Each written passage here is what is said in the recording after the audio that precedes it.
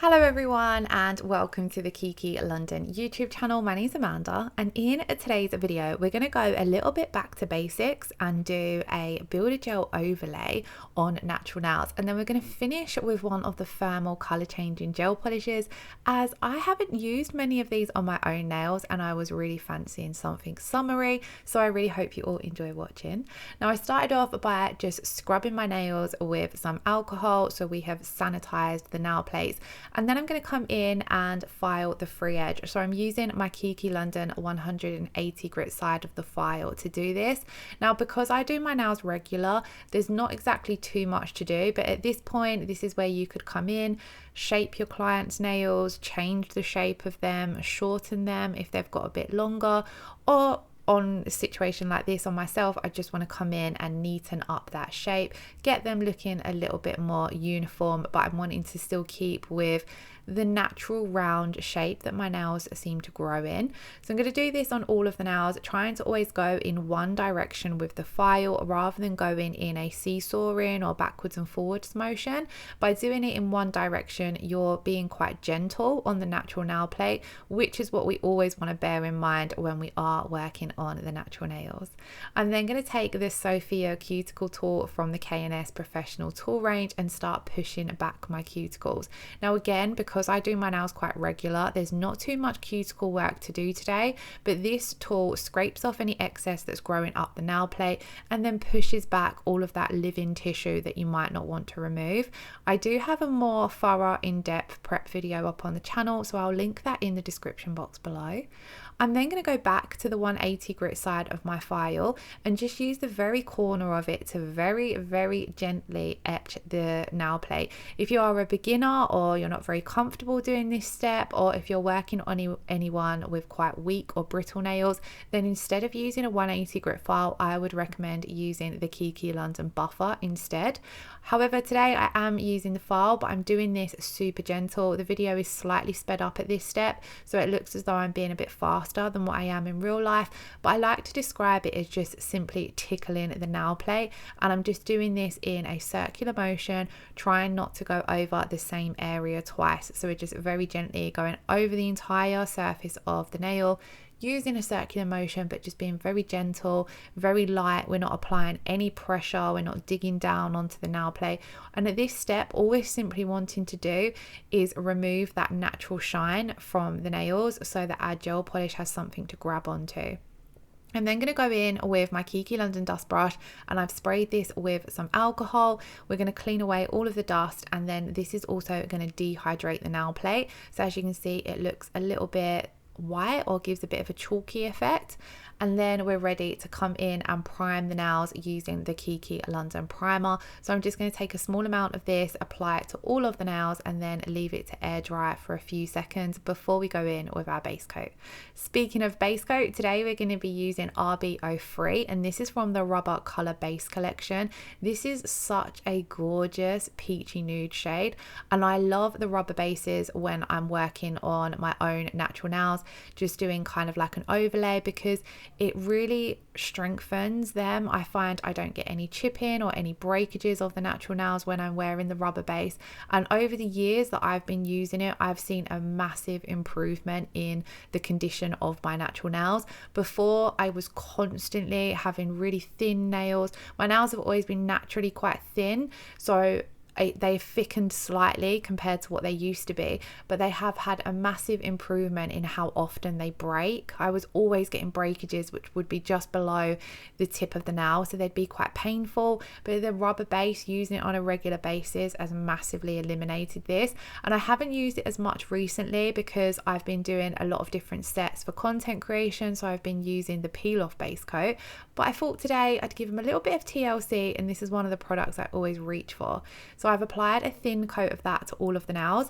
I don't like to go up too close with the bottle brush. I don't want to risk touching the cuticles or getting any gel on the cuticles. So I go as close as I can with the bottle brush, and I really work that into the natural nail plate, kind of like scrubbing it in.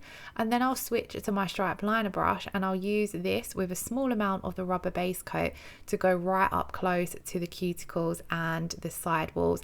And then this way I've got a lot more control over the product, and I haven't got to worry about any of that product hitting the skin or the cuticles. If you do happen to hit the skin or cuticles, then you just want to make sure that you're wiping that gel off with some alcohol or some acetone before you pop it into cure, because if you do happen to cover the cuticles with your base coat or any of your gel products, you're more than likely going to find that your set lifts as it's wearing off, which of course we don't want. Now I'm going to be pairing the rubber base today with the Easy Build Up Gel. I find the Easy Build Up Gel my go-to product if I'm wanting to really add a strengthening layer, give my nails a little bit of TLC. Like I said, they've been neglected in the sense that I've been taking nails on and off constantly for videos, and then I've also been doing lots of DIY, gardening, things like that. I've not kept up with using my cuticle oil, so when I'm wanting that bit of TLC, I love going in with a layer of Easy Build Up Gel under whichever gel polish shade I'm wanting to wear. So I go in first of all and I've applied a thin layer to the entire nail using my stripe liner brush again to get it nice and neat. This is our slip layer. I'm then going to go in with a small ball of gel and use this as our builder layer, and as you can see, this just floats into the slip layer. You're able to effortlessly work it from side to side down to the nail, and this is going to help give the nail a little bit of strength and structure. Of course, my own natural nails are very short, so we don't need to go in and add a thick builder layer. If you are doing slightly longer nails or more medium length nails, I would recommend going in with a bit more product on your brush and building up more of an apex. But because these are quite short, I still want to have a slight apex. I still want to have some strength and structure running over the nails, but I don't want it to be too thick or bulky. So again, we're going to repeat that step on all of the nails, and I'll talk you through the steps as we move on to the next nail. I'm just going to finish up this one, and you can see here I'm using the product very gently. You don't want to use your builder gel too quickly, as you will put bubbles into the product, which we want to avoid doing. So I always work with it from side to side a fairly slow motion. So again, we're going to come in a thin slip layer. So this is a wet layer. You apply this to the entire nail. You want to make sure that you're nice and neat with your slip layer, because your builder layer will follow your slip layer. So if you run your slip layer into your skin or cuticles or your sidewalls and you don't clean it up, when it comes to applying your builder layer, that's going to follow and also run into your skin and cuticles.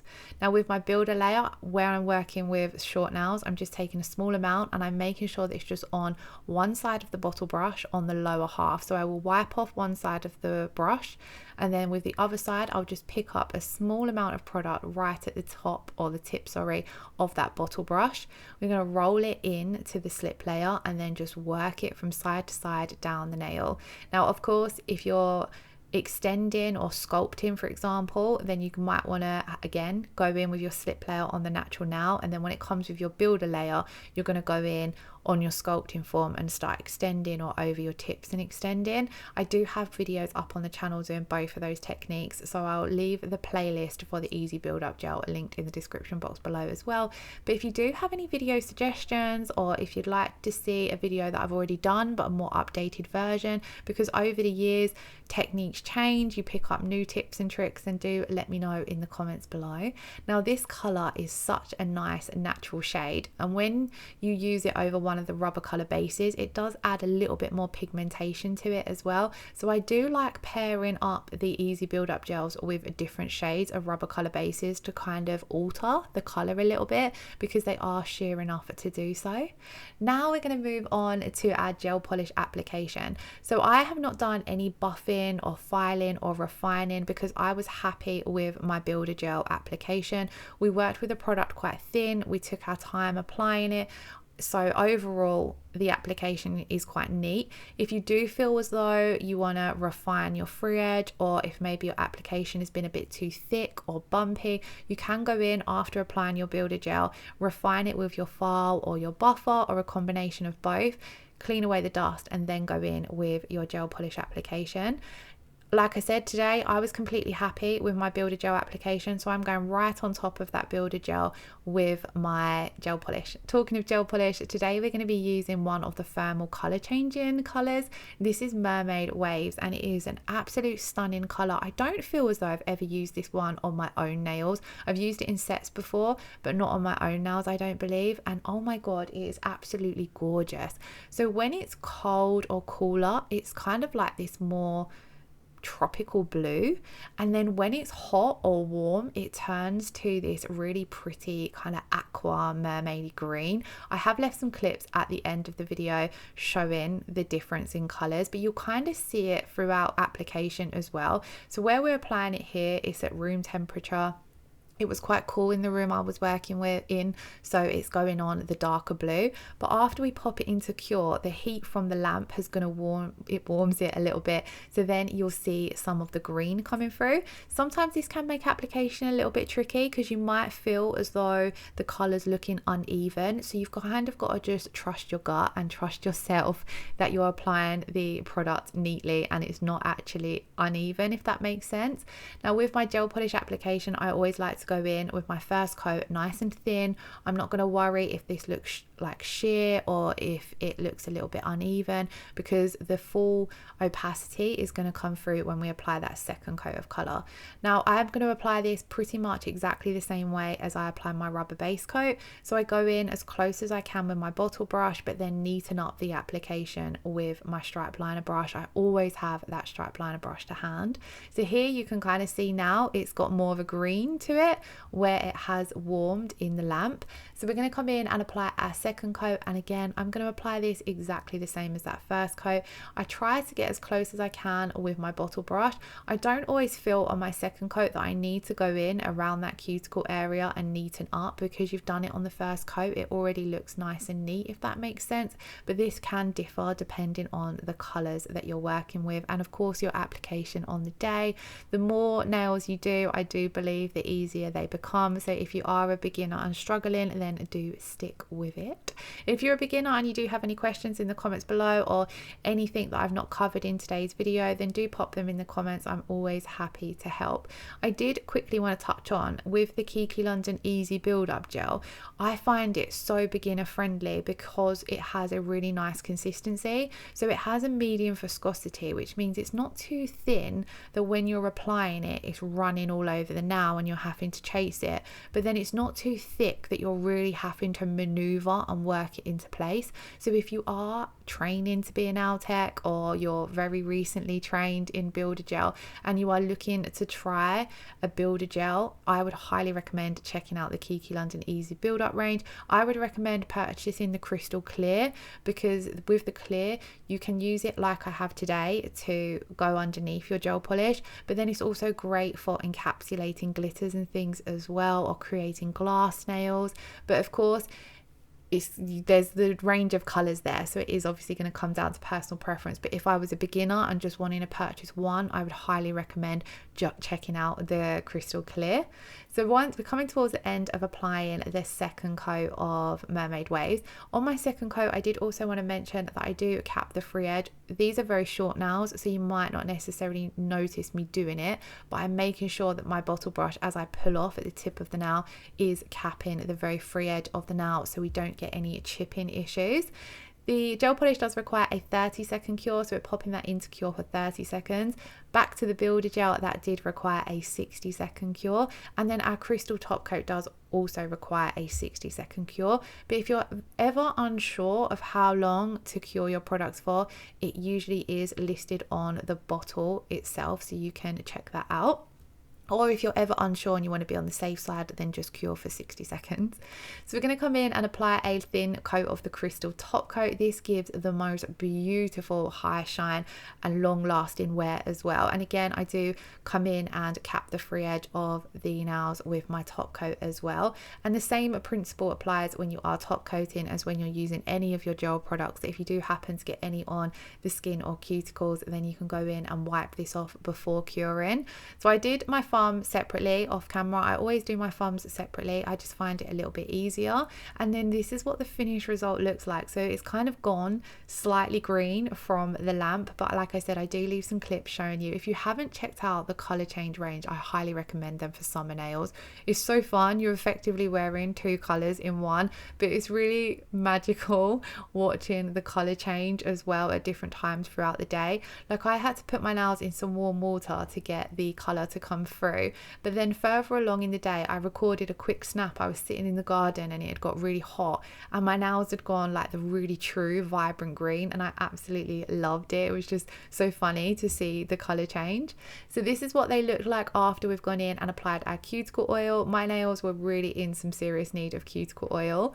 This is what they looked like. I'd put them in some warm water, so they'd gone, the green had come through a bit more, and then I quickly dipped them in some cold water, and then the blue's coming through a little bit more, which I love this blue, but the green is my favorite. And then this is how they looked later on in the day when the sun come out. I had to run in and grab my Kiki bottle because I just loved how light they went.